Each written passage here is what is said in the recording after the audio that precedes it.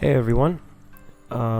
So it's been a while since we've had a vlog animation time lapse, and I thought it's time for us to talk about a few issues, a few things, update you with a couple of updates on my end, and yeah, just kind of, there's no real plan for what I'm gonna say, but I did get a few questions in from some of you, and they kind of all revolve around the topic that I wanted to talk about. So I thought it would be good to kind of combine it with a vlog instead of our standard podcast. So first things first, I just want to give a big shout out to everyone at Blue Zoo.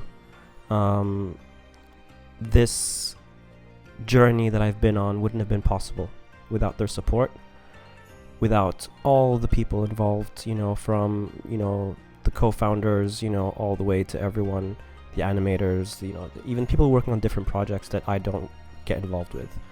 I just love being able to have these casual chats with you, get these updates on what's going on, and it kind of helps enforce everything I do, not just for myself within the studio, with my career, but also with Anim Dojo, and just being able to give real, valuable information to everyone, pretty much. So with having said that, it's now time for me to move on to new adventures, new ventures, new environments, and yeah. So I mean, I'm going to be working elsewhere for the time being, but I just wanted to give a quick, big thank you. Nothing I say is gonna ever come close to showing my gratitude. But yeah, so yeah, I'm still gonna be doing the dojo, don't worry, just letting you know that you will be seeing me soon elsewhere. Now, because of that, the topic that I wanted to talk about is really about careers and how you deal with making these kinds of switches. How it can be tricky. So some of the questions that I got in were like, once you secured a contract, what is it like, the first month? Is it just a gradual progression of being involved on the project? How much do you jump in and start doing things? How do you balance work and family? How do you approach the topic of extending your contract? When can you start reaching out to recruiters? Things like that. Now, at the end of the day, all of these boil down to communication. They boil down to you being able to speak up. If you don't ask, the answer will always be no. Now, I've been in many situations where I thought that it would be disastrous when I speak up. But wording it carefully, saying what you truly believe, and being honest. Honesty is important. It's better to be honest, because if you're going to say something that's going to probably cause a little bit of a rupture or issue to your organization, whether it's you leaving or having some kind of situation that's preventing you from doing your work, being honest at least prevents you from having to deal with also being dishonest and kind of having to carry that feeling of guilt with the fact that you've also might be letting someone down. But when you're being honest, at least what you're doing is you're giving the option to the other party to respond in a way that would be suitable for what your actual situation is. So, for example, in my situation, and many people at Blue Zoo know this, I didn't want to really leave Blue Zoo. I didn't really want to leave London. But because of personal matters that sort of never managed to get resolved throughout my year here, kind of, building Anim Dojo and doing all the work at Blue Zoo, the time was right for me to just kind of say, okay, enough is enough.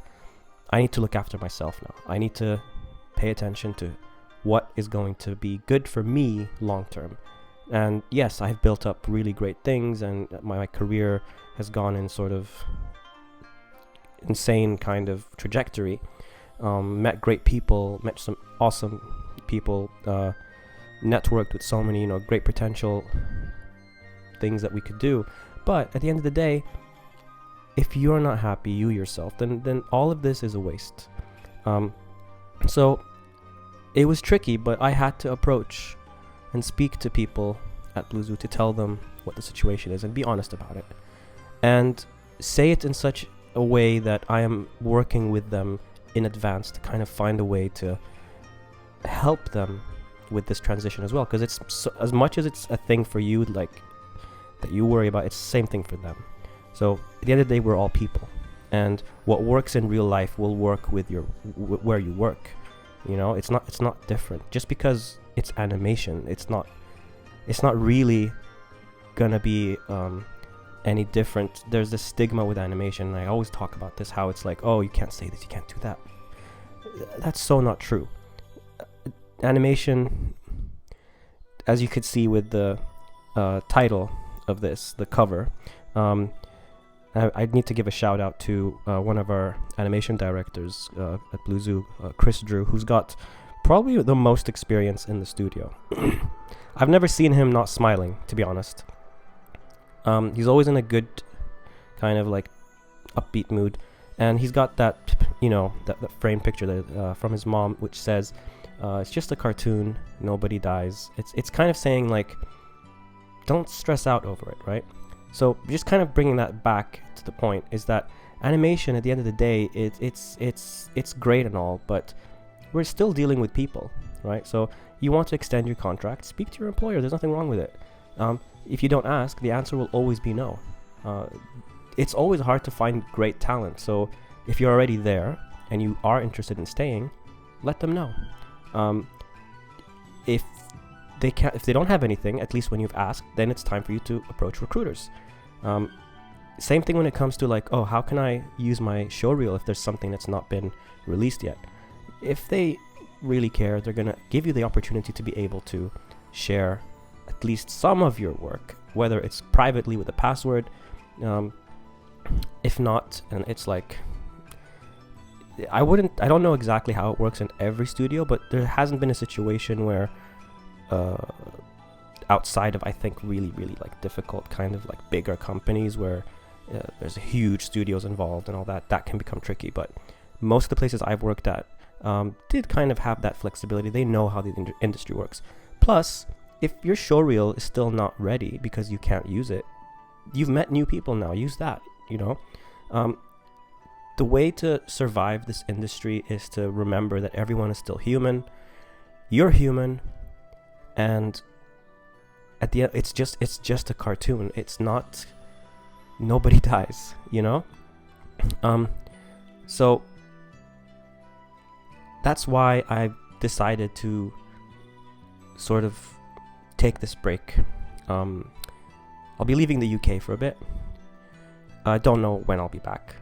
I'll still be doing what I do. I'll still be doing animation. And you'll hear soon enough when I update my profiles. And it's the beginning of something new. And that takes me then to the other side of the questions about how do you deal with something new? Well, be yourself. If you're the kind of person that likes to get stuck in, do that. If you're the kind of person that likes to take things slow, do that. Test the waters, see what it's like. Every place is different. You're dealing with people. Animators, yeah, can be weird. I know that. But we're still people. And when it comes to balancing work and family, that's the tricky one. That's where it can make or break you. You need to be able to find that balance. Otherwise, you'll burn out. So yeah, just remember, it's just a cartoon. Nobody dies. I'll see you guys soon.